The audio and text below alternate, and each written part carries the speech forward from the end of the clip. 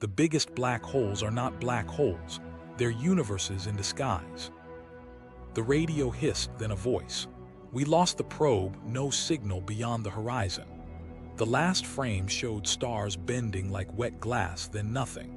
Meanwhile, the clock on our simulations kept running, spitting out a verdict no one wanted.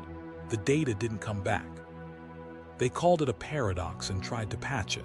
Thermal noise, scrambled bits, call it what you want. But one detail near the edge refused to behave. If our laws are right, information can't disappear. If black holes are right, it does. To see where the thread snaps, we have to watch a star die. The crime scene, where physics stops making sense. A blue-white giant star hovers at the end of its life, iron piling up in its core like sand that won't fuse. There's a second when everything holds. Then the center buckles. Outer layers crash inward at a quarter the speed of light. A shock wave tries to flee. Neutrinos burst through like ghost messengers. Sometimes the star tears itself open in a supernova. Sometimes the collapse outruns the blast. Gravity wins. A boundary appears where none existed, the event horizon. Here is why that moment matters. Our best rulebook, quantum mechanics, says the world is unitary. Processes unfold in a way that preserves information, even if it's garbled beyond recognition. Meanwhile, general relativity says spacetime tells matter how to move, and matter tells spacetime how to curve. Push hard enough and you get a horizon that traps everything, light included. Put those two laws in the same room and they stop making eye contact. From the outside, the new black hole looks simple. 3 numbers: mass, charge, spin. No hair as the theorem goes. Every detail of the star's life. Its turbulent convection cells, the alignment of its magnetic wrinkles, the joke encoded in the neutrino noise, seems shaved off by gravity's razor. You throw in encyclopedias, violins, and a shy letter. You get out a heavier, smoother, quieter whole. The stakes are personal because information isn't just library stuff. It's the microscopic arrangement of the world. The pattern that says this atom points up while that one points down. This phase lined up with that one. If that pattern can be erased by nature, then the future can't be reconstructed from the past. Physics stops being a faithful historian. Action on the edge. Pair creation is the cartoon version, but let's stay with the picture. Near the horizon, quantum fields jitter. In Hawking's calculation, those jitters look like pairs of excitations straddling the boundary. One registers outside as a particle, the other registers inside with negative energy relative to infinity. The outside one drifts away. Over time, the black hole loses mass. This is Hawking radiation, the twist that turned awe into a problem. Here's the complication. That radiation in Hawking's original argument is thermal. It carries the temperature set by the hole's surface gravity and nothing else. Thermal means featureless. Featureless means the outgoing stream looks like it forgot who it came from. Pure quantum states go in, mixed thermal stuff comes out. The ledger doesn't balance. For years, Stephen Hawking doubled down with a quiet confidence. The horizon is smooth, the radiation is thermal, information is gone. Leonard Susskind and others said, hold on, unitarity is non-negotiable. If you burn a book, you get smoke and ash and heat that in principle contains the book. It's impossible to reassemble, but the pattern is conserved. Black holes shouldn't be worse than bonfires. Meanwhile, something else was happening in the math. The entropy of a black hole, its count of microstates, scales with the area of the horizon, not the volume of whatever's inside. That's the Bekenstein-Hawking hint. Less bulk, more boundary. It's like the crime scene's clues are written on the tape, not the room. But at the crime scene, you're still faced with grim evidence. Watch a star cross the horizon. From far away, time slows for the star, the light redshifts, the signal fades. From the star's own watch, it falls in, expecting, by the equivalence principle, to feel nothing special at the horizon. Smooth passage, no drama. That's the promise of relativity in big, calm black holes. Now add the radiation stream. Each emitted quantum outside is entangled with a partner inside. Quantum monogamy says a system can't be maximally entangled with 2 independent systems at once. Early radiation is entangled with the interior. Later radiation wants to be entangled with earlier radiation to carry back the hidden code that would preserve unitarity. Both can't be true, not in the plain way. This is where the AMPS bomb will go off later, but for now, let's mark the tension. Micro story. A postdoc once told me he'd started sleeping on the office couch because the algebra kept leading to the same cliff. He'd trace a mode that left the horizon at midnight and find it paired with an interior mode at the stroke of noon. But his page time calculation whispered that by noon, the outside stream had to start telling the story of what fell in. The chalk line curved back on itself. He circled a single symbol and wrote, "This is the problem." Immediate impact. If Hawking is right about thermality all the way down, unitarity breaks. If unitarity stands, something has to give near the horizon, either the no-drama experience or the naive picture of local quantum fields. The ripple effects touch everything. Quantum field theory on curved spacetime starts to look like a first draft. Gravity and information start sharing a desk. What nobody knew at the time was how much that area law would matter. It said the bookkeeping, if it works at all, works on the edge. It also planted a seed. Maybe the inside is a way of talking about correlations on the outside. That sounds abstract until you ask the simple question: who writes the boundary text when everything passes the horizon? One more detail that won't add up later. Near the horizon, low-energy modes in Hawking's calculation correspond to ridiculously high-energy modes when you rewind them back in time close to the collapsing star. That transplanckian tail is ugly. Either nature smooths it with new physics, or the whisper at the edge isn't telling the whole truth. To fix any of this, we need to be precise about the thing we're trying to save. Information isn't a vibe, it's a count, it's entropy, it's how many microscopic ways reality can still be itself. To understand the crime, we need to define the victim. The whole isn't silent, it's already whispering from its surface. We just have to learn the language. What counts as information in a universe like this? To understand the crime, we have to define the thing that can't be lost. In physics, information isn't trivia, it's the count of possible microhistories that produce the same macro scene.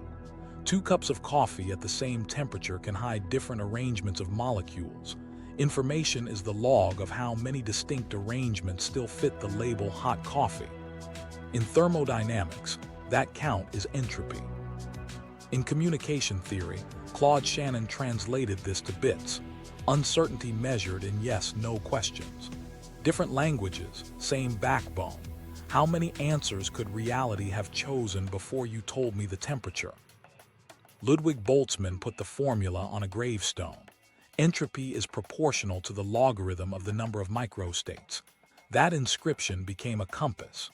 If you increase the number of microscopic rearrangements that still look the same from far away, entropy goes up. If you know the precise microstate, entropy plummets to 0 because there's nothing left to learn. The second law says typical processes push uncertainty upward. Not because the universe likes mess, but because there are more ways to be messy than tidy. Here's where the story bends toward gravity. Jacob B. Kenstein asked a cheeky question. If you throw a hot encyclopedia into a black hole, where does the entropy go? If the hole's entropy were 0, you could lower total entropy by feeding it order, violating the second law. To avoid that, the hole must itself carry entropy. Stephen Hawking's calculation then nailed the scale. The entropy of a black hole is proportional to the area of its event horizon measured in Planck units, not the volume inside. Not the gallons of interior space you imagine, just the square footage of the skin. That area law is the breadcrumb. Ordinary stuff stores information like a warehouse. More volume, more spots to hide microstates. Black holes act like hard drives that keep their storage on the surface. Less bulk, more boundary. It's as if nature posts the ledger on the fence for auditors, while the interior sits behind tinted glass. The stakes sharpen. If the horizon area counts microstates, the missing information might live on the edge as pattern, even when the interior swallows detail. So what exactly is the bit here?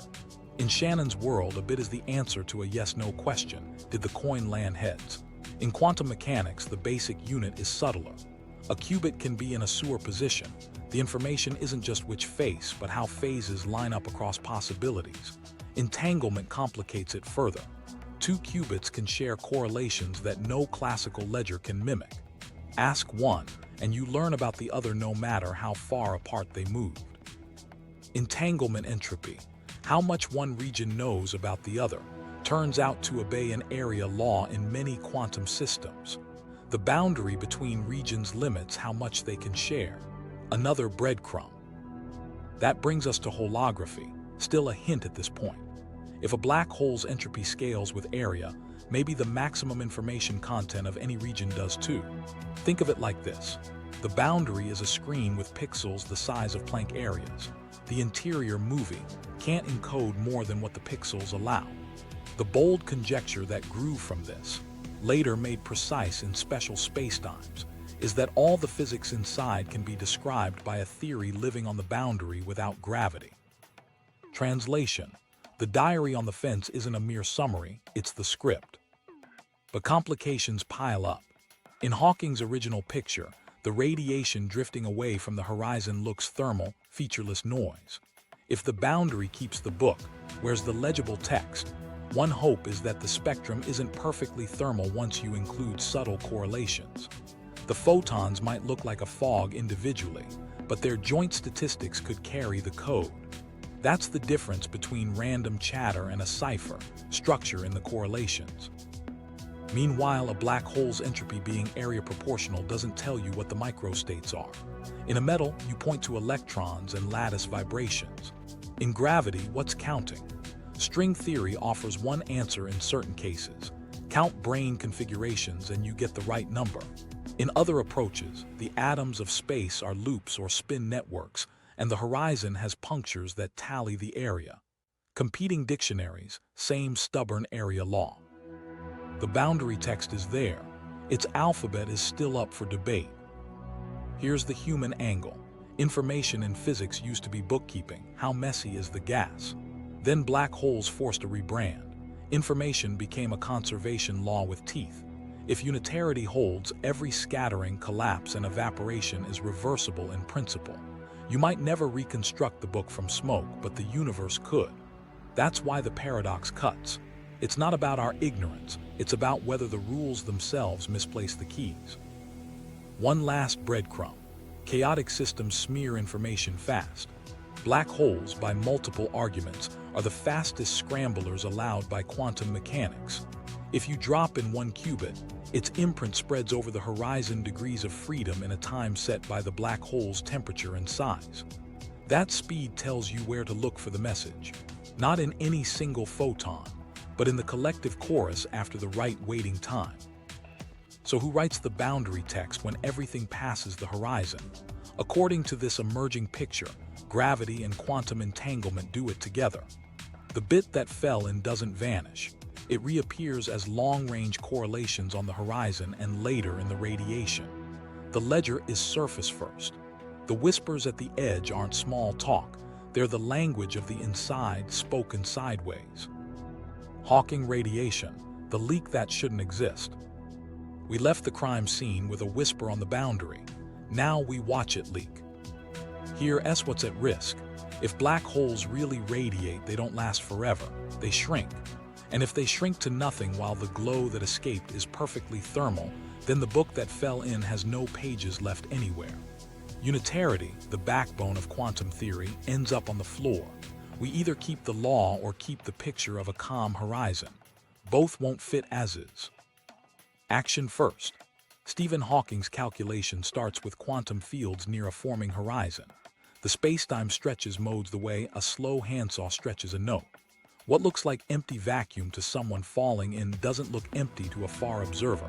It looks like a bath of particles with a temperature set by surface gravity.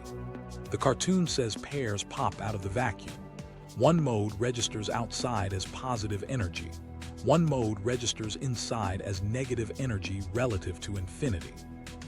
The outside partner drifts away. The inside partner lowers the mass of the whole. Bit by bit, the black hole pays for the radiation by eating itself. There's a catch in how ordinary that sounds. Thermal radiation is memoryless. It knows the temperature, nothing more. The spectrum lacks the fingerprints of what crossed the horizon. If you feed the whole carefully prepared pure states, the quantum equivalent of crystal chords, and all you ever receive is uncorrelated heat, the map from input to output isn't invertible. That's Unitarity's red line. Hawking didn't hedge at first. The horizon stays smooth, the radiation is thermal, information is gone. The community felt the floor tilt. Keeping quantum theory consistent had won 100 other battles. Leonard Susskind planted a stake. Quantum mechanics doesn't break. If it takes a new way to talk about spacetime to save it, so be it. That was the spark of complementarity. No single observer can access both the interior diary and the exterior ledger. So maybe there's no contradiction if the two descriptions don't overlap. Impact, immediate and uncomfortable. If evaporation runs to completion, we're supposed to accept either a remnant that stores an arbitrarily large amount of information in a tiny package, or a non-unitary evolution law, or a violent change at the horizon. None felt clean. Remnants smelled like magical lunchboxes. Non-unitarity undermined everything from particle physics to chemistry. A violent horizon contradicted the no-drama promise for big black holes. Meanwhile, the Page curve model sharpened the stakes. Don Page asked, if evaporation is unitary, how should the entanglement entropy of the outgoing radiation grow with time? Early on, it should rise as the hole spews mostly featureless quanta. But at the halfway mark, the Page time, it must turn over as subtle correlations start bleeding out, and entropy should then fall back to zero by the end. Hawking's original calculation gave a straight climb to the end. That mismatch is the paradox in a single sketch. Complication, quantum monogamy. Each outgoing mode that looks thermal must be entangled with something. In Hawking's clean picture, it's entangled with a partner behind the horizon. But after the Page time, to make the outside ledger unitary, new radiation needs to be entangled with earlier radiation instead. One system can't be maximally entangled with two independent systems at once. The bookkeeping cries foul. Human voices mattered here. At a conference coffee line, someone muttered, "If you don't like unitarity, go break it somewhere else." A younger theorist countered, "If you don't like smooth horizons, go jump in." The arguments were technical, but the choices were emotional. What do you want to save when the rules collide? Hints began to gather. The radiation probably isn't exactly thermal. The spectrum might be thermal to leading order, but tiny, non-perturbative correlations could hide in the timing and joint statistics, too faint to matter locally but crucial for the ledger. Black holes behave like fast scramblers, so the message would be smeared, not stamped, and only recoverable after enough time with a big enough collective measurement. It's the difference between judging a novel from one word and from the arrangement of all the words. Another hint, the trans-Planckian issue. Trace an outgoing mode backward in time toward the collapsing star, and its frequency blueshifts to scales where semi-classical gravity can't be trusted. Maybe the assumption that the vacuum near the horizon is innocently Minkowski-like at all scales is wrong. If new physics softens the blue shift, the pair story changes subtly. The whisper could carry structure we missed. But the tension didn't go away. In 2012, it was distilled into the AMPS argument, Firewalls, by Almary, Marolf, Polchinski, and Sully. To avoid cloning information, respect monogamy, and keep unitarity, the no-drama horizon had to die. Smoothness would be replaced by a searing wall for infalling observers. That was a hard line in the sand. Before we go there, feel the stakes again. If the spectrum carries a code, someone somewhere could in principle decode it.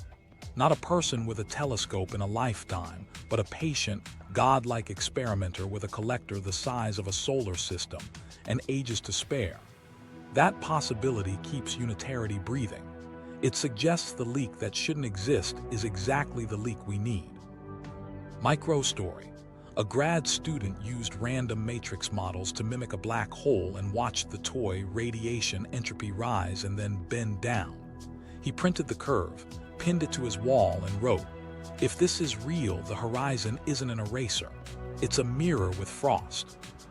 The transition that's coming tries to resolve the cliff by lighting the edge on fire. Firewall saved the math by breaking the experience. If that sounds like trading one impossibility for another, that's because it is. We're about to test what we value more: laws that never blink or a horizon that never bites. The Firewall, saving the law by breaking spacetime. Choose Unitary, no cloning, or smooth horizons. Pick 2. That's the menu the AMPS paper slid across the table in 2012, and nobody liked what it served. Remember the setup. After the page time, fresh Hawking quanta must carry correlations with earlier radiation to keep the external ledger unitary. But the same quanta in the neat semi-classical story are already entangled with interior partners to keep the horizon no drama. Quantum monogamy won't let both be true. Something has to give at the edge. Action first. Almery, Maroff, Polchinski, and Sully sharpen the thought experiment. Take an old black hole past page time. Let a ridiculously advanced experimenter collect a chunk of early radiation, perform a crushingly complex measurement, and isolate a qubit R that by unitarity is entangled with some late-time outgoing mode B. Now drop a brave observer toward the horizon and ask, is B also entangled with its interior partner A to deliver a smooth vacuum for infall? If yes, then B is maximally entangled with both R and A. That's cloning. Not allowed. Therefore, break one of the pillars. If you refuse to give up unitarity and no cloning, you must sever the B, an entanglement. But severing that entanglement means the state near the horizon can't be vacuum-like. Quantum field theory says a broken entanglement there looks like high-energy excitations. Translation in plain language: a wall of quanta, hot enough to fry anything, lurks at the horizon. That's the firewall. Stakes immediate and human. The equivalence principle promised that a big, calm black hole feels like empty space at the horizon to a falling astronaut. No drama was the most comforting sentence in the whole paradox. The firewall sets it on fire. If the horizon is lethal, relativity's most trusted local rule gets carved with an asterisk. People who'd spent careers defending smoothness felt the floor drop again. Susskind pushed back with the logic he helped build: complementarity.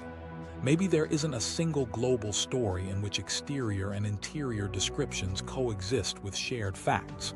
The outside observer's narrative is unitary. The infaller's narrative is smooth. No one can compare notes, so there's no contradiction. AMPS replied, our super experimenter can, in principle, compare notes by engineering correlations with R, and then jumping in to meet A if nature allows that. Complementarity alone doesn't save smoothness. Impact: the field polarized.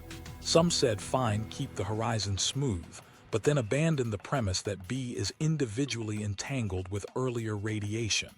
Others said, keep the math clean, unitarity and monogamy, and accept a radical horizon. A third camp tried to move the problem. Maybe the late-time quanta don't come from local pair creation in the way we thought.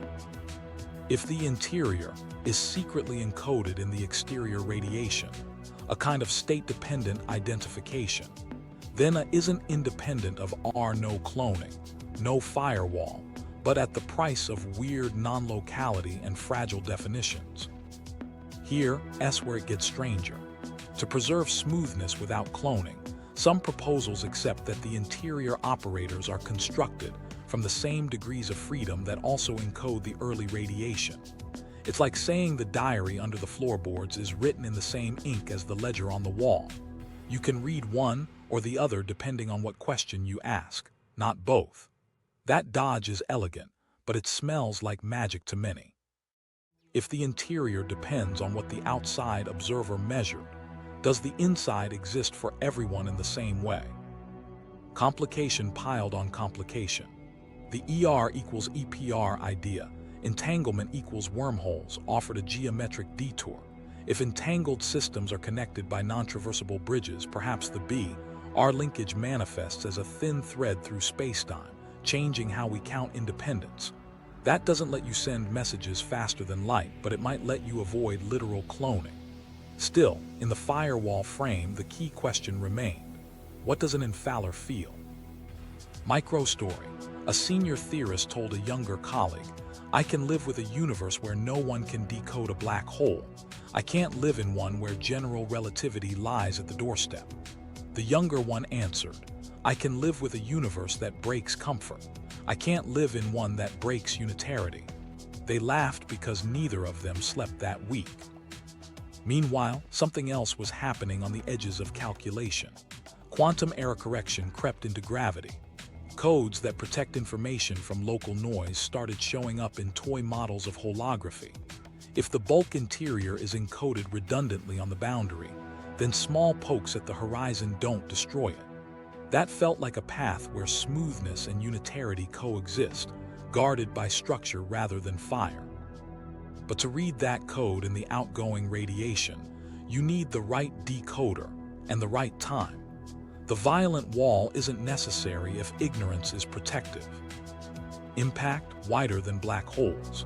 Firewalls forced everyone to say out loud what they value. If you prioritize the experiences of observers, relativity's heartbeat, you fight the firewall with every trick you have. If you prioritize the purity of quantum evolution, you tolerate non-local identifications and state-dependent interiors. Either way, local quantum field theory near the horizon looks less like a law and more like an approximation stitched to a deeper fabric. Here's the haunting part. The firewall was invented to save the law by breaking the spacetime we thought we knew. It did its job as a thought experiment. It made us choose. It also opened a door. If the horizon doesn't burn, the exit isn't here. The map might live on the edge. To look for the way out, we have to step outside the box, literally to the boundary. Holography. The universe lives on the edge. While the firewall fight raged, a different map quietly took over the room. It said the way out isn't a door in spacetime. It's a dictionary on the boundary. Get this. The inside is describable by a theory that lives on the edge with no gravity at all, and yet it tracks every heartbeat of the bulk. Start with the stakes.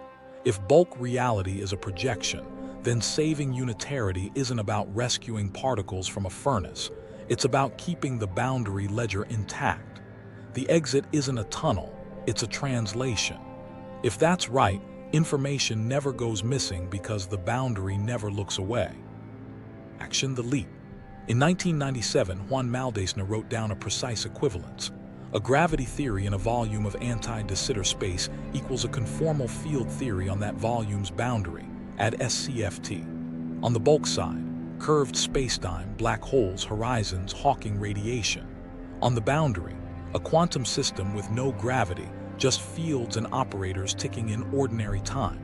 Every bulk event has a boundary echo. Every boundary correlation has a bulk story. It wasn't a metaphor, it was a map. What nobody knew at the time was just how hard this would hit black holes. In AdS, black holes correspond to hot thermal states in the boundary theory. The hole in the bulk is a phase of the edge. That flips the narrative. Evaporation and unitarity become questions about how a quantum system reprocesses energy and entanglement. There's no place to hide information because the boundary theory doesn't allow it. Unitarity is built in. Impact, immediate and practical. Suddenly, the Bekenstein-Hawking area formula looked less like a riddle and more like accounting. The entropy measured by the horizon area matches the number of microstates in the boundary theory. When the bulk radiates, the boundary reconfigures. The page curve. In this dictionary, it's just the entanglement dynamics of a quantum many-body system. You can compute it. People did. Meanwhile, something else was happening in the structure of the map. Bulk locality. The idea that events in the volume are separate and causal showed up as a miracle of redundancy. The boundary encodes the interior the way good error-correcting codes encode a message. Lose a few boundary bits, the bulk stays smooth. That's why a kick at the horizon doesn't wreck the interior for an infaller. The geometry is a code, and codes forgive small mistakes. Human angle, T. Hooft and Susskind had planted the holographic seed earlier. Area counts, not volume. Maldacena gave it teeth. The community felt the floor steady. A postdoc told me he'd stopped sleeping on the couch because, for the first time, the algebra pointed away from the cliff. The black hole is a state, not a hole. But complications arrive on schedule. Our universe, as far as we can tell, has positive cosmological constant, de Sitter-like, while AdS has negative curvature. The cleanest dictionary speaks a language our cosmos doesn't. Translating from AdS to the world we inhabit is messy. The mapping exists in toy universes, not yet in ours. That's not a deal breaker, it's a to-do list. Another snag, decoding the boundary ledger into a bulk story can be fiendishly complex. Yes, the information is there. No, that doesn't mean you can pull it out with a weekend on a laptop. The code that protects the interior also hides it. That matters for the paradox. It suggests no single observer can both collect the radiation and verify a smooth fall. The code refuses to show both faces at once. Still, the impact ripples. Hawking quanta stop being mysterious pairs birthed at a razor's edge and start being the boundary's way of rebalancing a hot state. The page time becomes the moment the boundary flips from piling up ignorance to revealing correlations. The firewall's pick 2 menu looks less inevitable if the B and a we tried to separate were never independent degrees of freedom to begin with. They're different reconstructions of the same boundary bits. Microstory. A grad seminar scribbled a bulk geodesic on the board and then replaced it with a boundary correlator. Someone whispered, "That line is a question in the lab." It landed like a thud. Geometry as a question. The room went quiet because everyone knew how subversive that was. Here, S where ER equals EPR sneaks into frame. If entanglement is geometry, then the way the boundary stitches parts of itself together draws bridges in the bulk. Two distant systems maximally entangled aren't sending messages. They're connected by a non-traversable thread. You can't walk it, but it changes how you count what's separate. That matters for cloning fears. If inside and outside are two reconstructions of the same boundary data, monogamy doesn't bite the same way.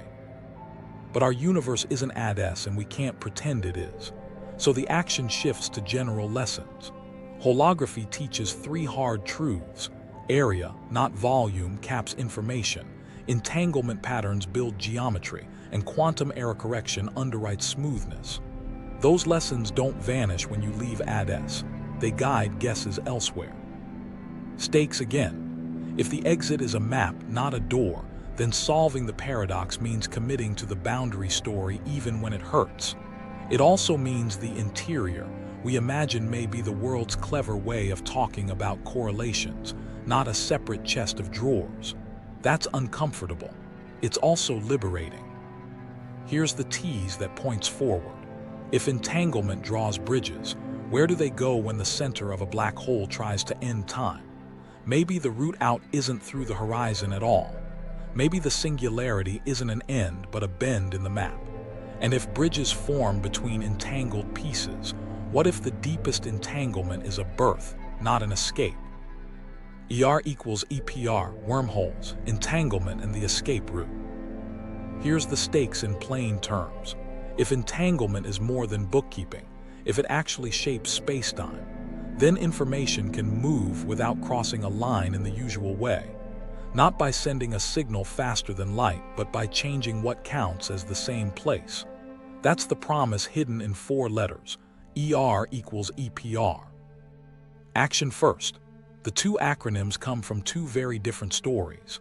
ER is Einstein-Rosen, the 1935 idea that general relativity allows bridges, wormholes, connecting distant regions. EPR is Einstein-Podolsky-Rosen, the 1935 argument that quantum mechanics is incomplete because of spooky correlations. Decades later, Leonard Susskind and Juan Maldacena put them next to each other and said the quiet part out loud. The spooky correlation and the thin bridge are the same thing told in 2 languages. Entanglement stitches geometry. ER equals EPR. Now remember the boundary map we just laid down. In holography, two entangled systems can be described as two boundaries whose bulk is linked by a non-traversable wormhole. You can't send a message through it. You can't jump in one mouth and pop out of the other. But the existence of the bridge matters. It redefines what's independent. The inside mode you thought belonged solely to the black hole, and the outside radiation you collected aren't strangers. They're different faces of one entangled state tied by a geometric thread you can't walk. Impact: this softens the cloning panic. If B in the Hawking stream and R in the early radiation are entangled, and the interior A is built from the same boundary data, then A and R aren't independent systems after all. Monogamy stops screaming because we miscounted who's who. The bridge is the ledger's way of saying, don't double book. But there's a big complication. The wormholes in ER equals EPR are non-traversable by default. They're like phone lines that carry only correlation, not conversation. So if you're dreaming of tossing a note through the black hole to another universe, this isn't that. Traversable wormholes need special setups that violate energy conditions in simple gravity. You can engineer them with clever negative energy injections or exotic couplings between boundaries. But that's a lab trick in toy universes, not a feature of astrophysical holes we know and love. Meanwhile, something else was happening in the math that made this more than a metaphor. In chaos-forward quantum systems that look like black holes, people found that injecting a carefully timed negative energy shock at one mouth, by coupling the two boundaries for a moment, can momentarily make the bridge traversable. A probe tossed in one side pops out the other. There's no faster-than-light cheat here. Causality survives. But it's a blueprint. Geometry responds to entanglement operations. Mess with correlations correctly, and you sculpt the bulk. Human angle, when Susskind said, "The growth of complexity is the growth of wormholes." It felt like a joke until it was. In that view, the interior of a black hole keeps growing long after evaporation starts because the entanglement with its environment deepens. The bridge length in the bulk is a stand-in for the quantum circuit depth on the boundary. The longer the circuit, the longer the throat. That's not poetry. It's a set of calculations that match how these systems scramble. Micro story. A young theorist spent a week trying to break ER equals EPR by constructing an entangled pair with no geometric analog. Every time she tweaked the state, the bulk reconstruction sprouted another tiny bridge. She sent a late-night email. "I keep cutting the thread and getting two thinner threads." Her advisor wrote back, "Good. That means you're looking at the right thread." So what does this buy us for the paradox? It reframes the escape route. Information doesn't have to burst through the horizon. It can be reinterpreted as living in correlations that, when the ledger is read correctly, are already outside. The bridge isn't a highway, it's an identity card. It tells you which qubits belong together even when spacetime swears they're apart. That's how the page curve turns without fire. The outside collector eventually holds enough of the entangled, halves that the codebook flips from ignorance to knowledge. But there's a foreshadow you can't ignore. A wormhole that you can't traverse won't pull you out of a singularity. ER equals EPR doesn't fix the crunch at the center of a black hole. It tells you that as the interior grows complex, the outside correlations grow too. It doesn't promise that the infalling observer survives. It changes who can tell which story, not the fate of someone who keeps falling. Here's the twist that points forward. In several quantum gravity approaches, singularities aren't final. They're transitions. Loop quantum gravity caps curvature and replaces the crash with a bounce. Ekpyrotic scenarios turn collisions into births. If entanglement draws bridges and complexity maps to interior growth, then the moment of end inside a black hole starts to look like a seam, not a tomb. The bridge doesn't open a door back out. It hints that a new door may open beyond. So hold that image. Entanglement weaving threads you can't walk, complexity growing throats you can't see, codes protecting diaries you can't read until it's time. Tunneling through isn't the point. Birthing beyond might be. If the singularity is not an end but a beginning elsewhere, ER equals EPR was the sign on the wall telling us to stop looking for exits and start looking for bounces. The bounce hypothesis, singularities that start new time. We've been staring at a wall, the singularity, like it's a dead end. Here, S the stakes. If that wall isn't real, if nature never lets curvature go to infinity, then the crash inside a black hole might be a launch somewhere else. Not an exit back to here, but a beginning of new time with its own space unwinding on the other side. If that's true, black holes don't just shred stars, they seed futures. Action starting with a different playbook. In classical general relativity, collapse drives density and curvature without limit. The math runs off the page, but several quantum gravity programs try to keep the ink on. Loop quantum gravity does it by giving geometry discrete structure. Areas and volumes come in smallest units, like pixels. When you evolve a collapsing interior using that kind of quantum geometry, the climb in curvature stops at a finite peak. The equations push through. Space that was contracting flips to expanding. That's the bounce. Abhay Ashtekar and collaborators followed this logic in cosmology first, where the Big Bang becomes a big bounce. Run our expanding universe backward and you don't hit a singularity. You reach a minimum volume and rebound into a prior contracting phase. Then they turned similar tools toward black hole interiors. There, the effective dynamics suggest the same cap on curvature. Past the would-be singularity, the interior resembles a white hole, the time reverse of a black hole, spitting out what went in. Not here, not now, but in a new branch of spacetime. The clock doesn't end, it restarts. Impact, the stakes flip. The singularity stops being a physics failure and becomes a birth certificate. The arrow of time isn't erased, it's locally minted. That reframes what it means to lose information. If the interior transitions to a new expansion, the data might write a new future rather than trickle into ours. The paradox stops asking how to pull books through a horizon and starts asking how genealogies work. But complications pile up fast. A bounce is not a universal feature of all frameworks. In ekpyrotic models, for example, a slow, ultrastiff contraction can lead into a new expansion through a high-energy transition. In Penrose's conformal cyclic cosmology, the far future of one eon, cooled by black hole evaporation and redshift, maps conformally onto the Big Bang of the next. That isn't a bounce in time. It's a rescaling that glues infinities to beginnings. And there are Einstein-Cartan ideas where torsion, triggered by matter's spin, averts singularities by generating repulsive effects at extreme densities. Different mechanisms, same hunch. Nature hates infinities. Meanwhile, something else was happening in the culture. People began to whisper about black hole interiors as nurseries.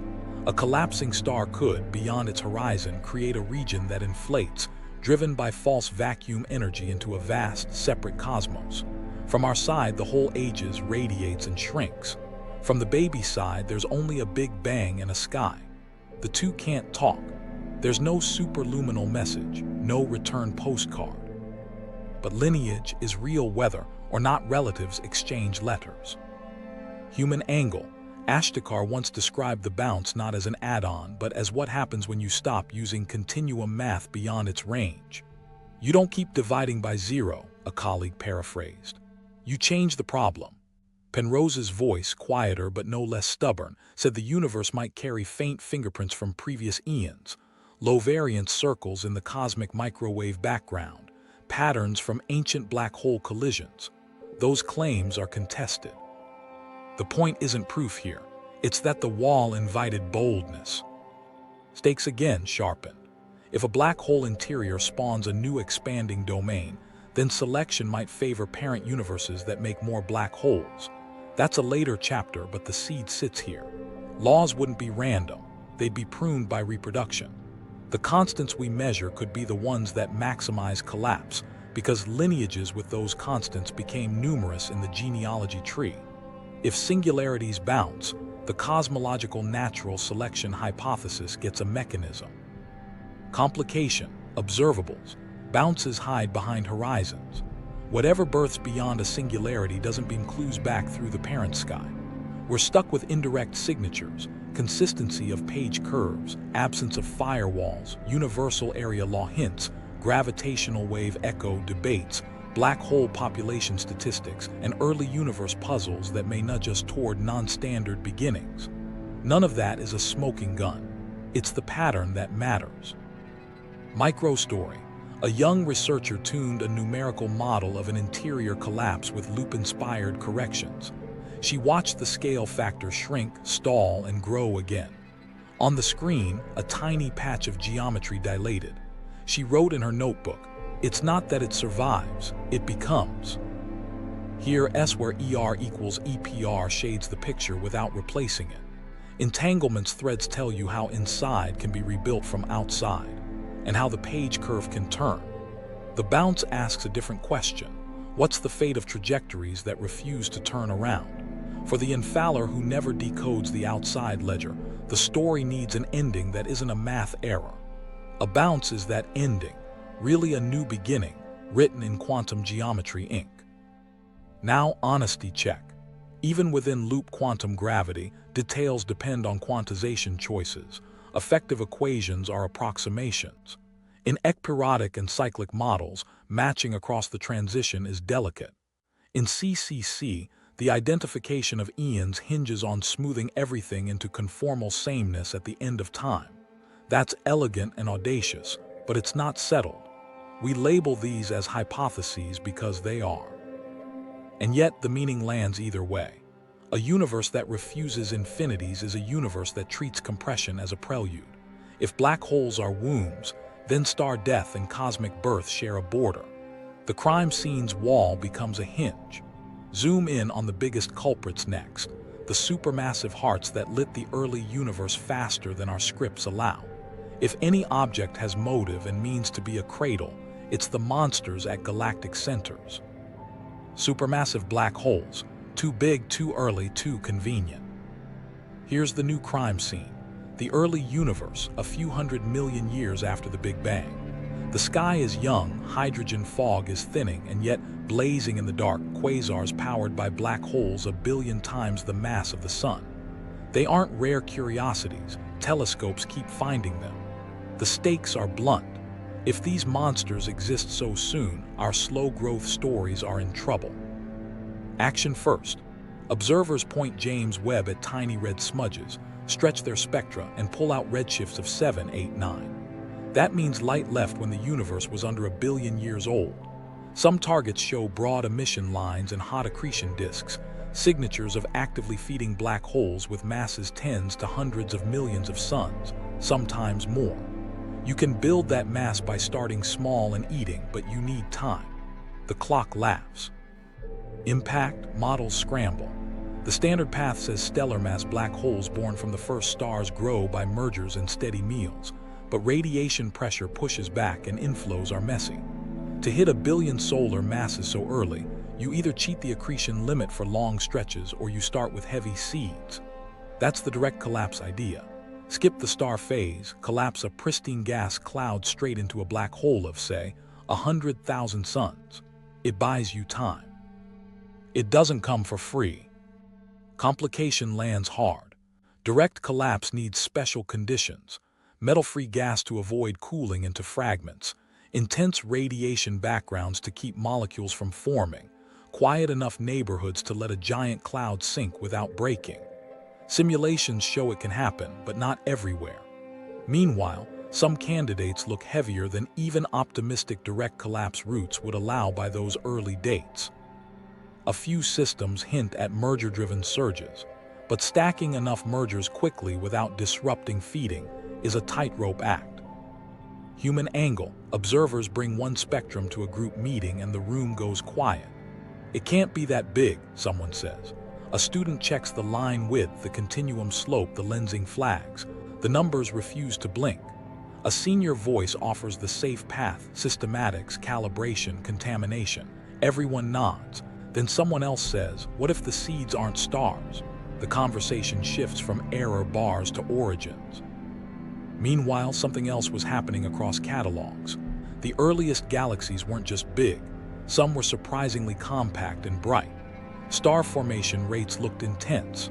That pushes available gas into the center and can feed black holes, but it also means feedback, winds and light, fights the inflow. The dance is delicate. You can imagine special pockets where inflow wins, but those pockets have to be common enough to match how many bright quasars we see. Here, is where our earlier path threads in.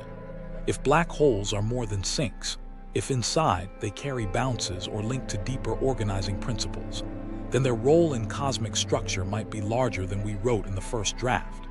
In a universe where information is conserved on boundaries and interiors don't end in infinities, central gravity wells could act like engines that organize their neighborhoods earlier and more efficiently than naive collapse times predict. That's not proof. It's a reason to keep both eyes open. Microstory: an instrument scientist was eating breakfast when a collaborator texted a plot. 2 minutes later, her coffee went cold. The candidate's mass estimate had shifted upward after new calibration. Too big, too early, the caption said. 20 hours later, the preprint was online. By morning, 3 rebuttals were queued. The mass settled lower, but not low enough to relieve the headache. Impact ripples into demographics. If heavy seeds exist, they don't arrive one at a time.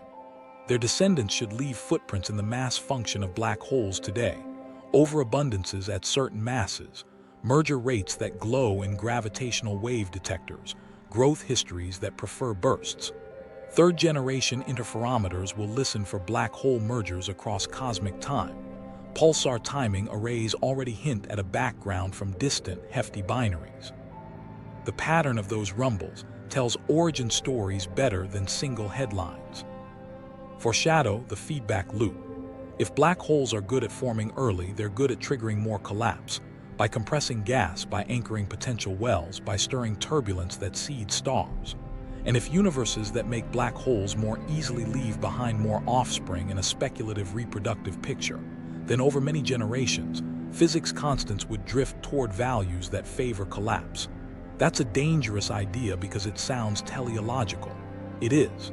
It's selection without intent. Complication returns. We can't swap standard cosmology for storytelling. Many JWST surprises have eased under better measurements. Photometric redshifts corrected, lensing accounted for, metallicities updated. Some impossible objects became merely annoying, but the population trend remains. The early universe is busier and more top-heavy than our tame expectations liked.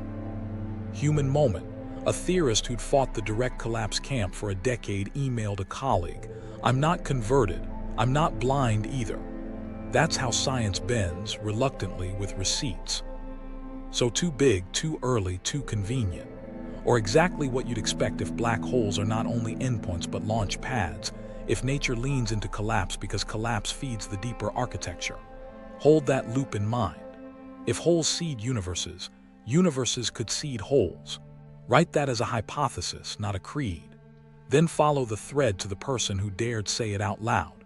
What if universes reproduce by making black holes, and the laws we measure are the ones that got good at doing it? Cosmological natural selection. Universes that reproduce. Here's the bet. If black holes don't end stories but begin them, then universes with physics that make more black holes will leave more descendants.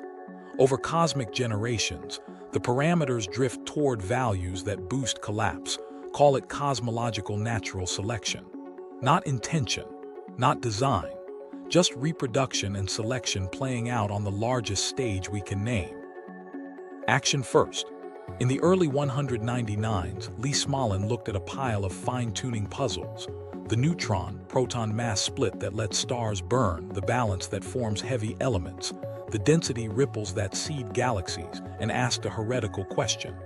What if these numbers sit where they do because, nearby in parameter space, fewer black holes form?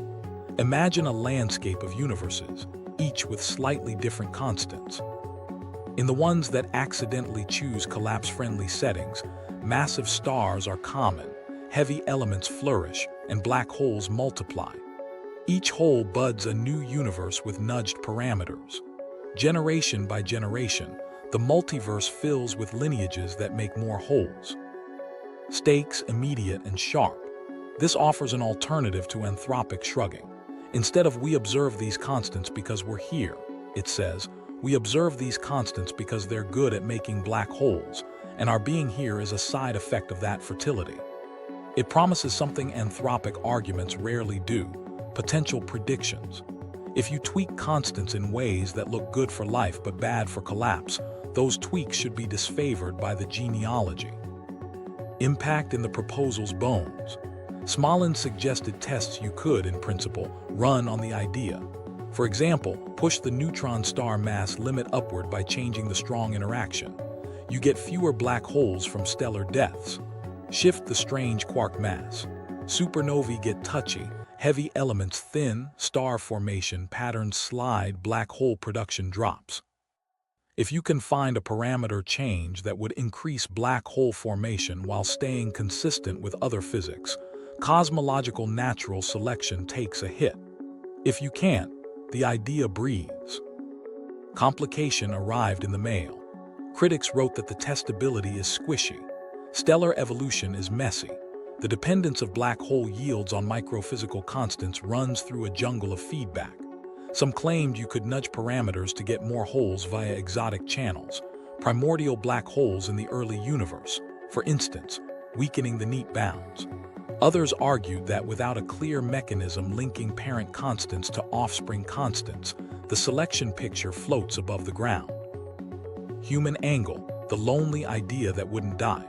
Smolin moved from seminar rooms that hummed with skepticism to late-night emails from young researchers who admitted they couldn't stop thinking about lineage. A grant went sideways. A preprint stalled in review. Years later, someone he debated in public wrote, "I still think you're wrong. I also think you forced us to ask better questions." That's a kind of survival. Meanwhile, something else was happening that made the proposal less outrageous. Our earlier chapters had set the stage. Horizons count area. Information rides entanglement. Singularities may bounce. If black hole interiors concede new expanding regions, the mechanism that Smolin assumed in story form gains scaffolding. Loop-inspired bounces, white hole phases, and inflation triggered behind horizons aren't proven facts, but they sketch a path from hole to baby universe that you can at least try to calculate. Microstory. A postdoc ran a toy cosmology where a distribution of stellar masses, fed by a specific cooling curve, set the black hole yield. He dialed the fine structure constant up by a %, watched cooling efficiency slip, the initial mass function tilt, and the tally of black holes fall. He circled the plot and wrote local proof of concept. He knew it wasn't the universe. He knew it mattered anyway. Stakes again, reframed by observation. If selection for collapse shapes parameters, you expect certain edges in the astrophysical census. Neutron stars should tap out near the maximum mass allowed by nuclear physics. Push higher and black holes get rarer, hurting fitness. Some measurements indeed hint at a ceiling around 2 solar masses, with outliers debated. Supernova mechanisms should be tuned to produce both heavy elements and ample remnants that tip into holes. Star formation histories in early galaxies might favor conditions that feed central collapse. None of these are smoking guns. Together, they're a mood board of a fertile cosmos. Critics didn't let up. They pressed on primordial black holes. If the early universe made many of them, star-driven channels would matter less. They pushed on the freedom to change constants independently. Some choices couple through renormalization and symmetry constraints. They asked for a clean prediction that could be wrong tomorrow. Smolin answered with a list. Neutron star maximum masses, the slope of initial mass functions, the sensitivity of massive star winds to metallicity. Not headline bait, but measurable. Human moment. At a conference, someone asked Smolin whether his idea made him feel small or connected. He paused and said, "Responsible," then laughed at his own word. Not morally, just. When you think you're in a lineage, you stop treating your laws like gifts and start treating them like fossils. Foreshadow pointing forward. If universes reproduce by making black holes, then our universe is an offspring in a sprawling tree. Offspring carry fingerprints muted but there. They don't send postcards. They show up in population statistics and delicate balances. The way to probe this isn't a single discovery but a pattern.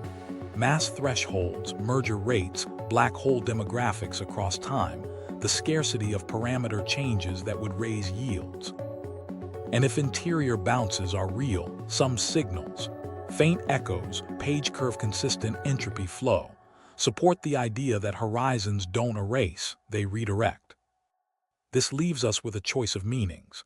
You can read cosmological natural selection as a just-so story with equations, or as a framework daring you to find a counterexample.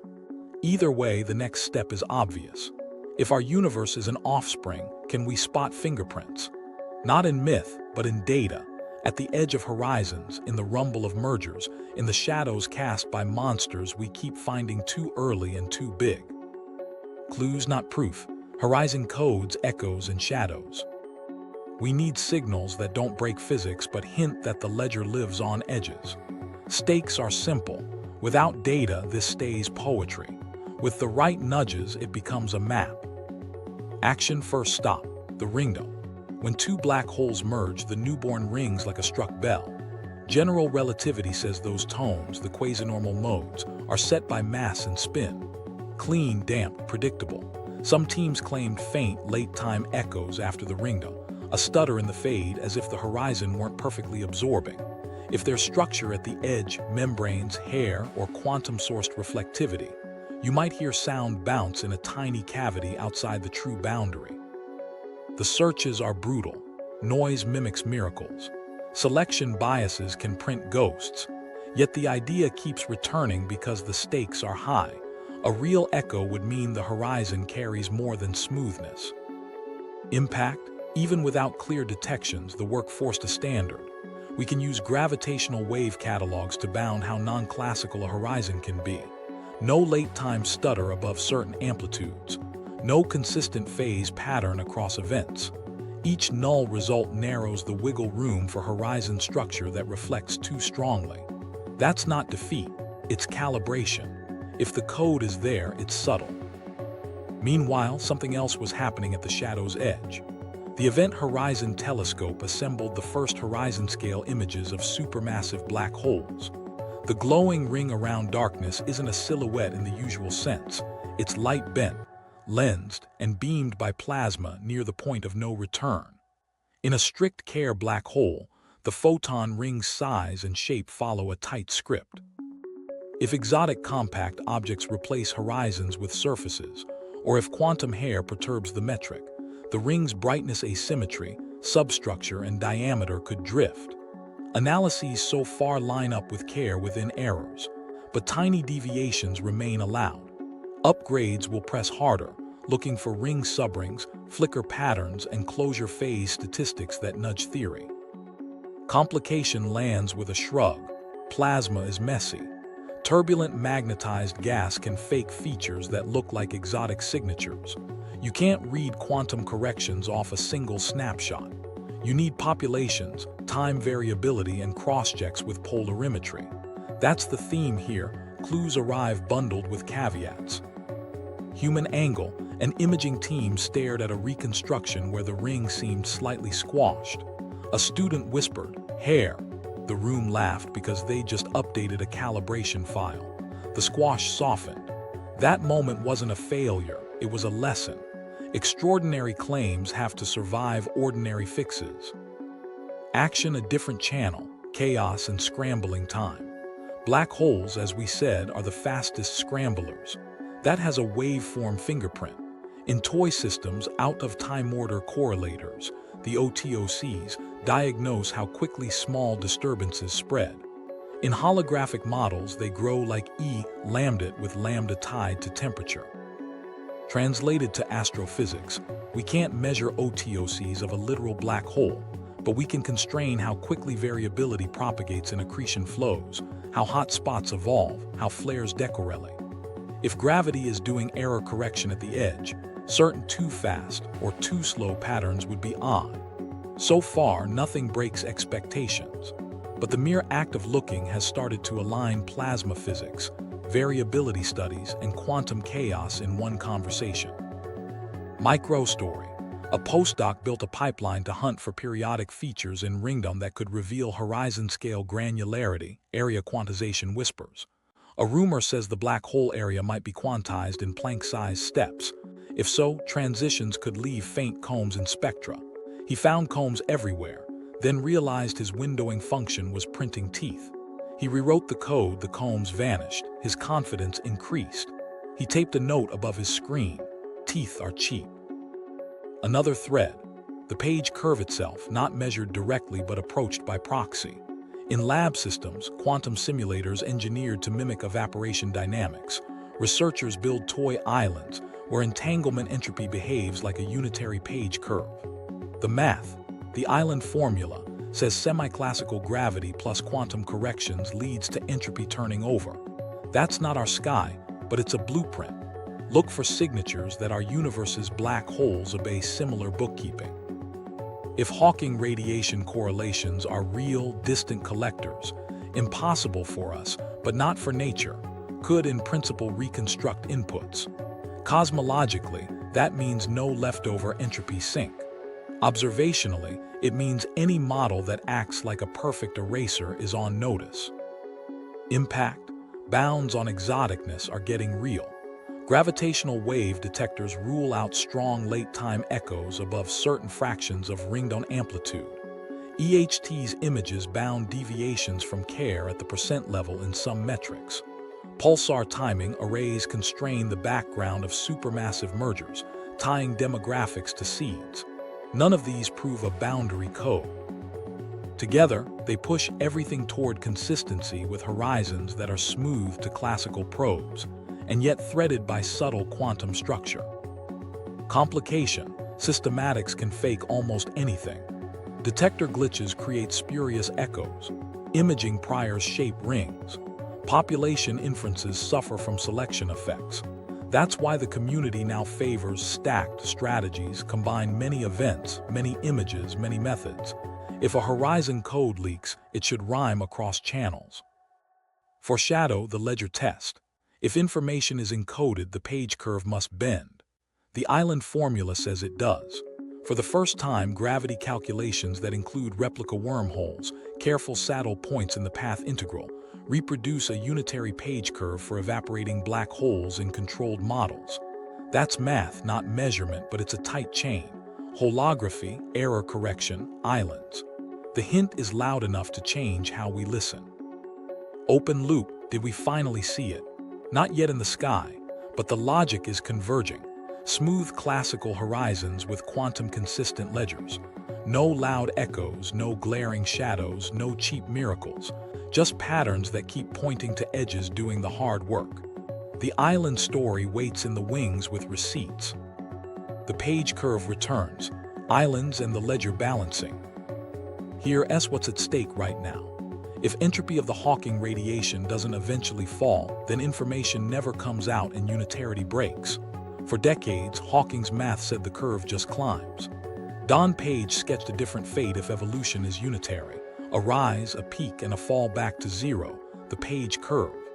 The question hung there: could gravity itself, treated carefully, produce that turnover without firewalls or remnants? Action first, and it starts with a quiet revolution.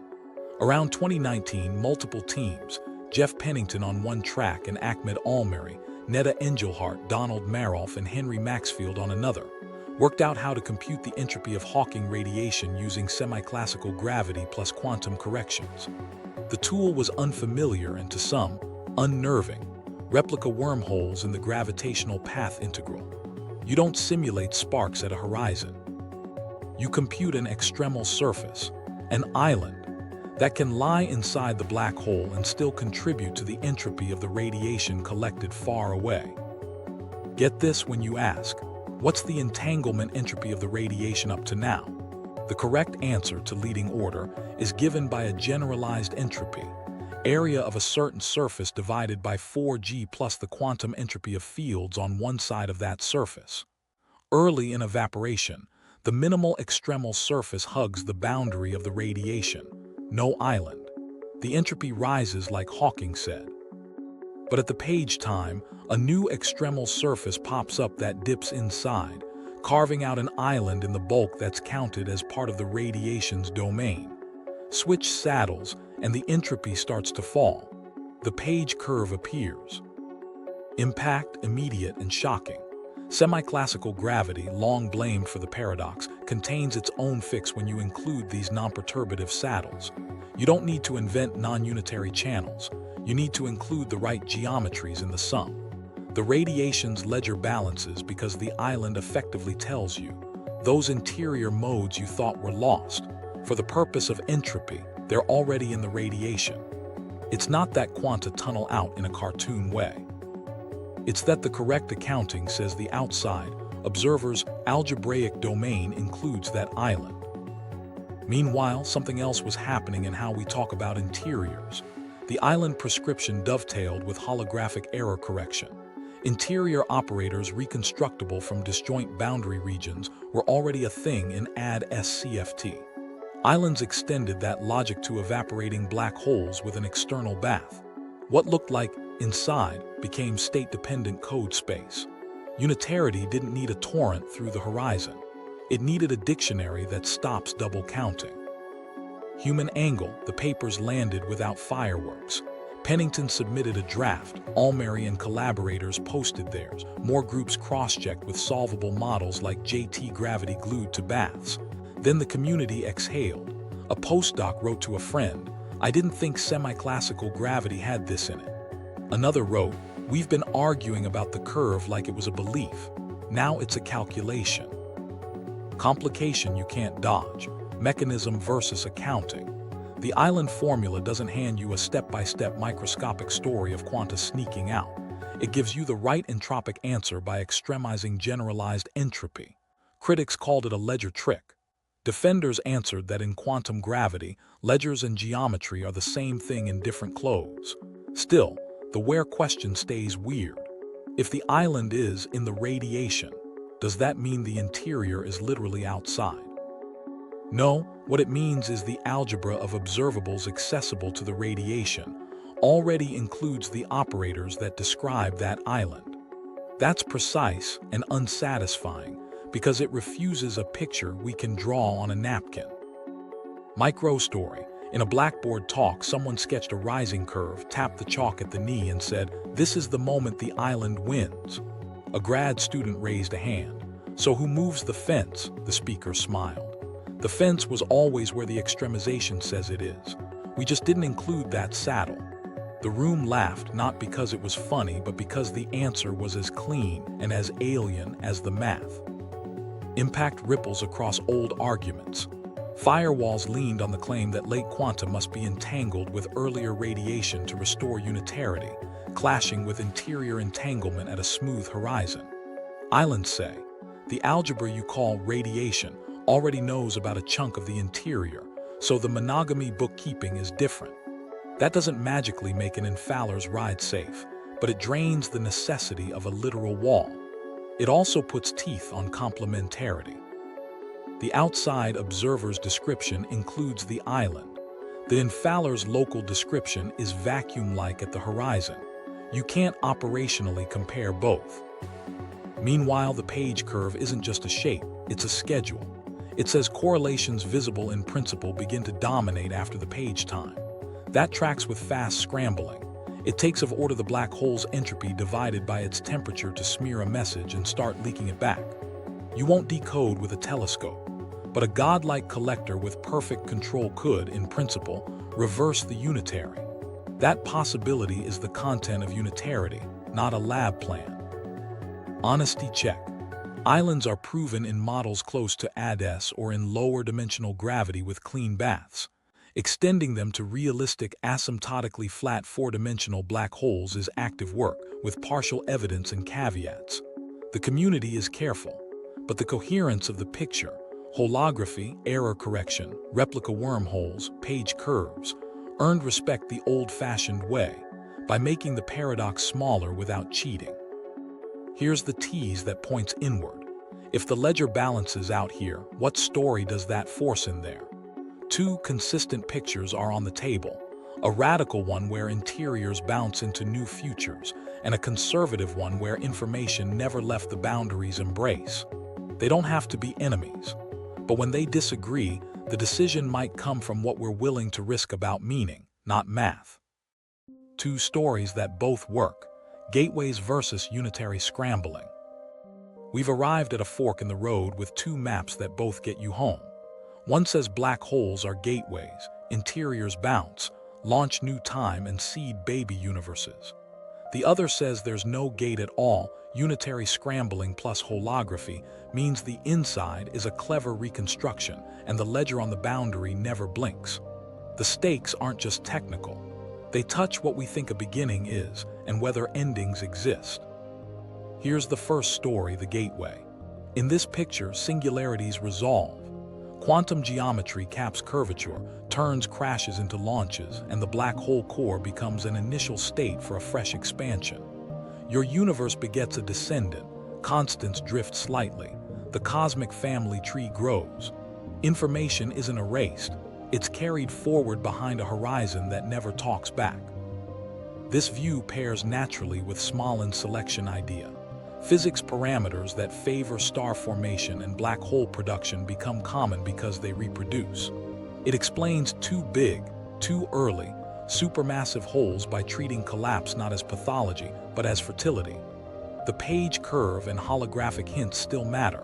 They tell you why no outsider ever recovers a postcard, but the meaning is lineage.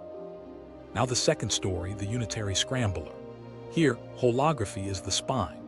Black holes are thermal states of a boundary theory. Islands, error correction, and replica wormholes prove the radiation's entropy turns over on schedule. ER equals EPR ties correlations to non-traversable bridges.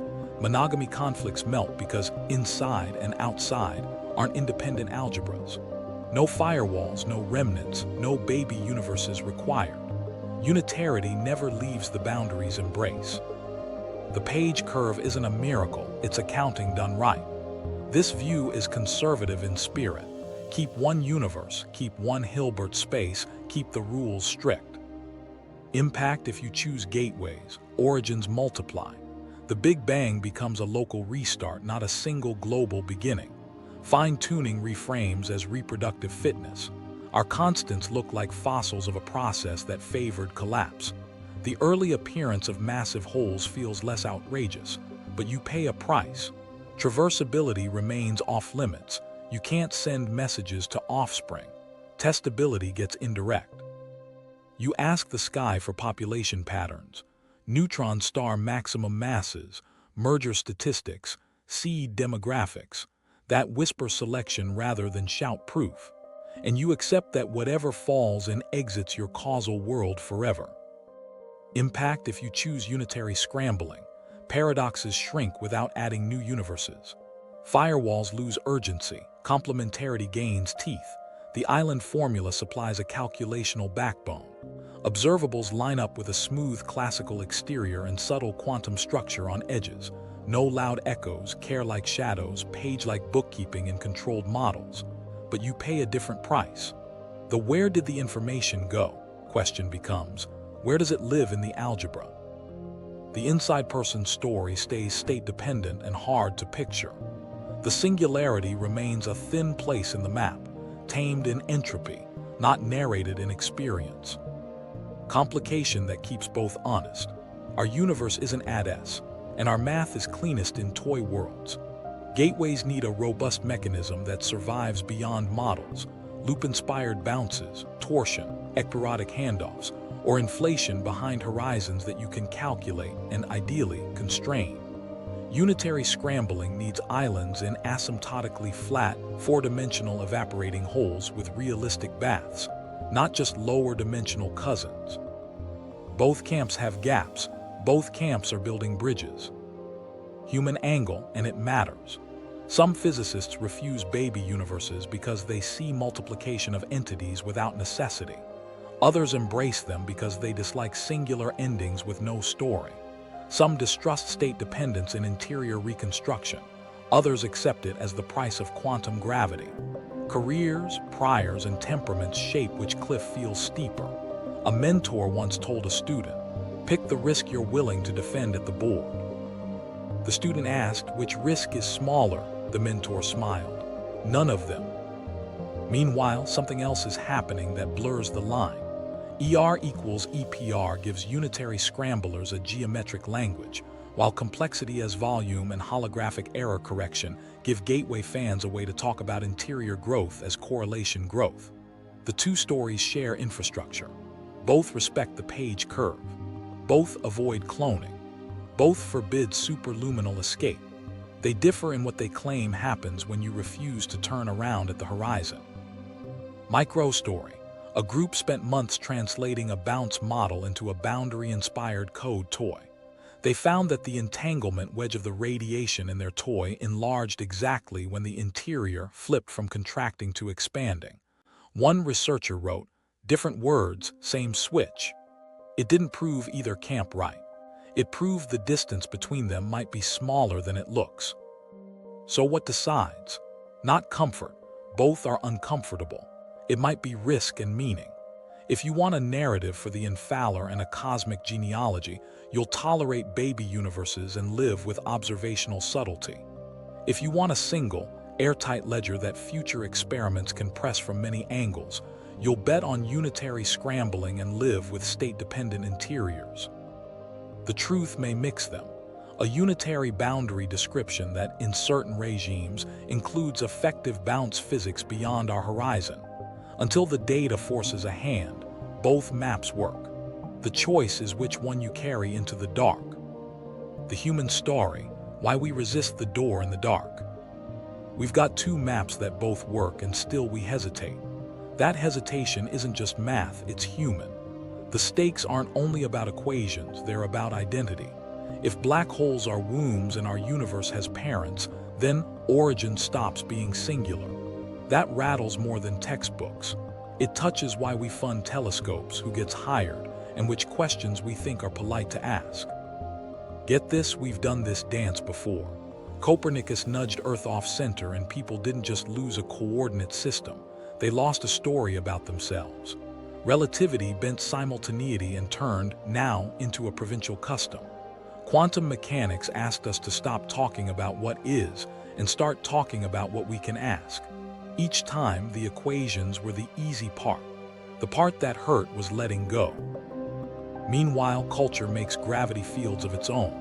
A department builds its strength around a program, string dualities here, loop geometry there, and graduate students learn which questions get smiles. A preprint that says baby universes in the title can take the slow elevator through peer review. A grant panel scans an abstract, sees the word selection, and wonders if this is phantom teleology. No conspiracy needed, habits suffice. Microstory. A young researcher drafted a paper arguing that neutron star mass ceilings and early black hole demographics slightly favor collapse-friendly constants. She sent it to a mentor who replied, "Nice if true. Remove the word selection from the abstract." She did. The paper moved. The idea didn't. Another, a senior theorist famous for holography, kept a folder called Heresies. Inside were notes on bounce interiors and torsion. He joked that he opened it only on flights. "I don't want to confuse my group," he said. He wasn't hiding, he was protecting momentum. We resist for practical reasons too. Experiments are expensive. Proposals need crisp deliverables. We're going to weigh the black hole family tree makes weaker copy than will image a shadow. So the projects that promise immediate verifiable slices of the puzzle rise first. Sharper EHT rings, cleaner ringtones, deeper catalogs. The lineage questions ride shotgun. That's not bad. It's how you build a staircase. It also means speculative threads need champions who can survive long dinners of polite doubt. And then there's the personal part. Paradigms become hometowns. If you've spent years making interiors state-dependent and you've finally got islands singing, the bounce talk sounds like someone moved your fence. If you've spent years carving singularities out of effective loop dynamics, it's all at the boundary feels like someone called your interior a mirage. People aren't equations. We carry pride. Microstory, a late-night email changed a mind. A holography postdoc wrote to a loop gravity grad, "I used to think your picture needed miracles. ER equals EPR taught me that the miraculous hides in plain entanglement." The reply, "I used to think your picture erased infallers. Islands taught me your ledger can be kind." They met at a conference. They drank bad coffee and drew the same diagram with different labels. They didn't switch camps. They stopped sneering. History whispers warnings and encouragement in equal measure. Kelvin's "There is nothing new to be discovered" landed just before quanta and curvature. Einstein resisted quantum randomness, but his EPR thought experiment lit the fuse that became entanglement. Hawking declared information loss, then later conceded ground, watching Unitarity's case grow teeth he didn't expect. None of these were villains. They were people defending clarity with the tools they had. Funding and careers complicate bravery. A team that bets on gravitational wave echoes risks years on a noise feature. Another team that bets on perfect care shadows risks missing a deviation because their priors are too tidy. The smart play is portfolios. One hand on robust signals, one hand reaching into fog. The hard part is rewarding the hand in the fog before it touches something solid. We also resist because meanings drift. Universe used to mean everything. Baby universes ask us to replace that with causal domain. Beginning used to mean origin. Bounce stories turn it into local reset. That doesn't cheapen wonder, it relocates it. But our words lag, and when words lag, arguments stall. Microstory, a preprint vanished. It argued for specific metallicity thresholds, maximizing black hole yields under mild, constant variations. The authors pulled it after a referee found a bug in stellar wind scaling. 6 months later, a revised version returned with smaller claims and better bounds. In the gap, a rumor said they faked it. They hadn't. The correction did what corrections do, made the idea sturdier and less glamorous. That's how progress looks when you're not writing headlines. Here's the quiet hinge. Meaning is not a luxury add-on. It shapes which questions survive the first round of objections. If the black hole universe idea sounds like myth, it gets lower odds. If it sounds like a disciplined extension of no infinities, unitary ledgers, coded interiors, it gets a hearing. Likewise, if unitary scrambling gets framed as a counting trick, it loses people. If it's framed as the only story that makes all observers honest, it wins them back. So why do we resist the door in the dark? Because doors redefine rooms. Because careers are finite and risks are real. Because taste masquerades as certainty. And because the story we tell about origins isn't an ornament, it's a compass. This is where choice returns with teeth. If black holes are cradles, what birthed us? If not, how does the ledger tell an infaller story? Either way, the next chapter isn't a slogan. It's work, tests that turn poetry into lineage or ledger into landscape. We pull back now, not to escape, but to ask what this journey actually demanded of us and what we dare try next. If we're inside, consequences you can't ignore. If black holes are wombs and we're inside one, everyday cosmology gets new context. Stakes first. Constants, horizons, and time's arrow stop being arbitrary. They're boundary conditions set by a parent. Start with expansion. Our Hubble flow and near-critical density look suspiciously like the inside of a white hole-like domain. Outward expansion with a one-way horizon. Vacuum energy. In lineage, it's not a cosmic accident. It's the residue of the parent's interior state, selecting offspring that don't immediately recollapse. Observable implications live in populations. If fertile physics favors collapse, selection tilts star formation toward massive progenitors, pushing black hole demographics high at early times, exactly where JWST keeps finding busy skies. The fine-tuning headache softens. Parameters that also maximize black hole yields survive, because those lineages proliferate. But degeneracies are brutal. Standard lambdictum with messy astrophysics can mimic much of this. So discrimination needs patterns, not trophies. Neutron star mass ceilings pressed near nuclear limits. Merger rate evolution that rises earlier than conservative seeds predict. EHT scale metrics staying care-like, but allowing percent-level deviations consistent with coded horizons. Time's arrow. In a bounds-born cosmos, low initial entropy isn't miraculous, it's minted at launch. The testable path likely runs through gravitational wave cartography. Map enough mergers across redshift and the pattern might whisper parenthood. So what do we do next? We design the maps. The next experiments, how we try to catch a baby universe. We've talked poetry long enough. Stakes are blunt now. Without hard tests, lineage stays a story. With the right instruments and strategies, it becomes something you can try to falsify. We need experiments that don't promise postcards from beyond the horizon, but do corner the physics that a cradle cosmos would demand. Action starts with precision proxies for the page curve. We can't bottle Hawking radiation from an astrophysical black hole, but we can measure the consequences of unitary bookkeeping at the edge. That means stacking ringdoms from dozens, then hundreds of mergers to carve out any late-time structure at parts per thousand levels. The plan is simple in spirit, nasty in execution. Align events in mass, spin space, subtract best-fit care quasi-normal modes, and hunt residuals that repeat.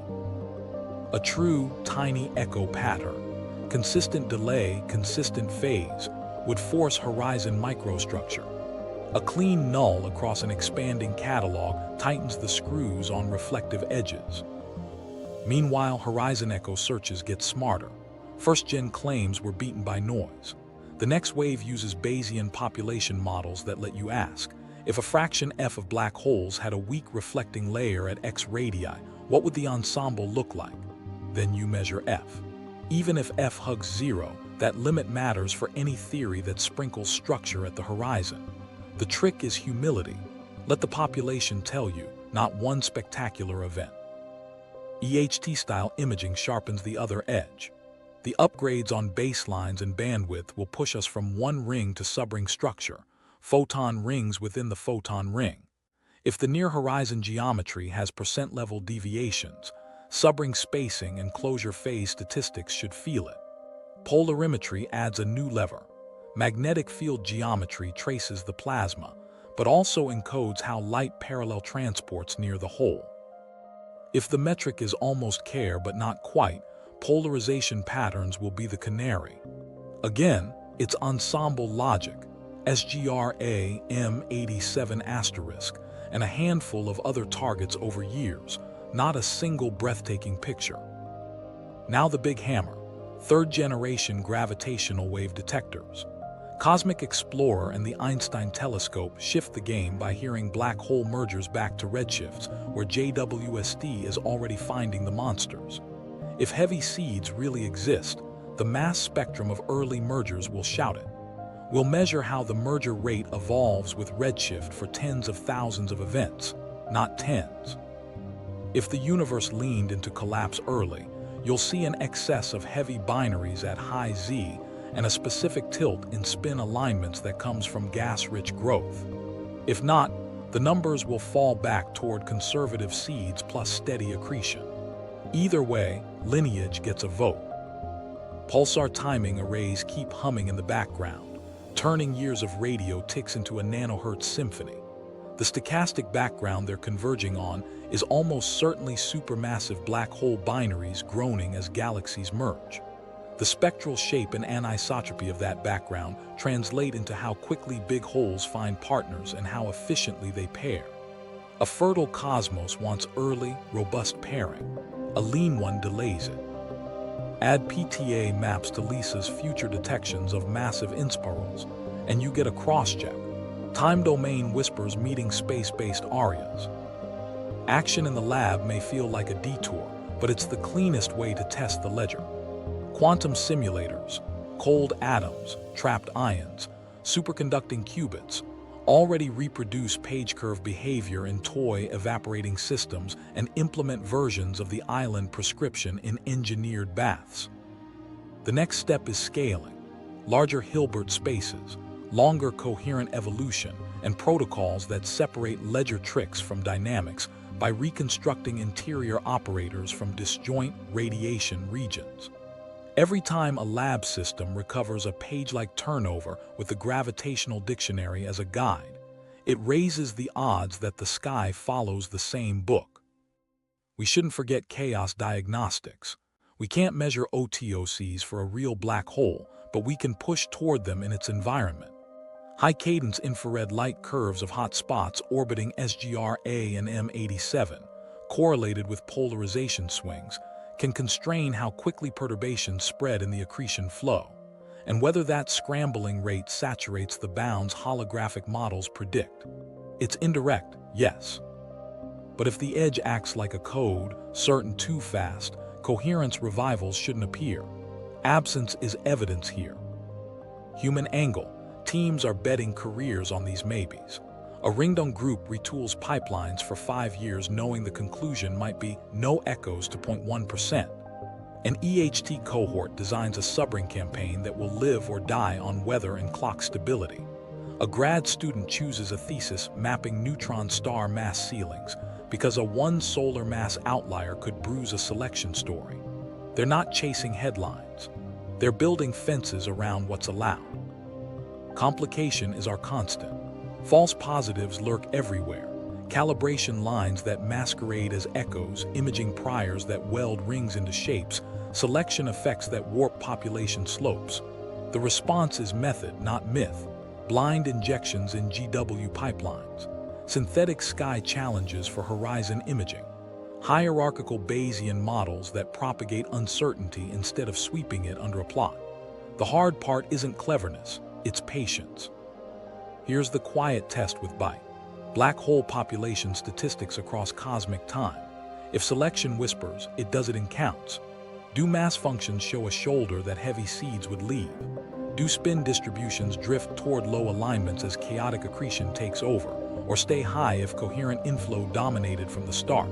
Do neutron stars pile up at a ceiling that looks like max-out black hole births given nuclear physics? These aren't sexy one-offs. They're census work. But they're exactly how you'd catch a reproductive bias without catching a baby in the act. T's final turn. If after stacking ringdomes, sharpening shadows, mapping mergers, and stress testing labs, the signals line up with smooth horizons that code, page curves that turn, early seeds that were heavier than we liked, and demographics that lean collapse, the story shifts. Not to certainty, but to lineage with receipts. We pull back now because the next scenes aren't arguments. They're measurements with the nerve to end a myth or start a family tree. Resolution and meaning. If black holes are wombs, then every star's death is also a door, and our sky might be someone else's dawn. If you want the tests that could tip this from wild to real, hit subscribe and cue the next deep dive linked here. We're mapping mergers, sharpening shadows, and reading the ledger at the edge. Come back to see which story blinks first.